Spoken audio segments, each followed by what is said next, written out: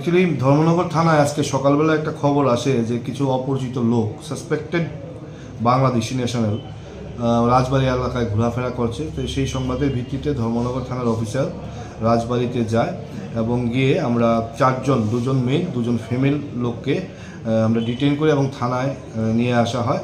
তাদেরকে জিজ্ঞাসাবাদ করে জানা যায় যে তারা বাংলাদেশি এবং রোহিঙ্গা মানে মায়ানমার থেকে প্রায় 7 বছর আগে বাংলাদেশে এসছে এবং বাংলাদেশ ক্যাম্পে ওরা থাকতো।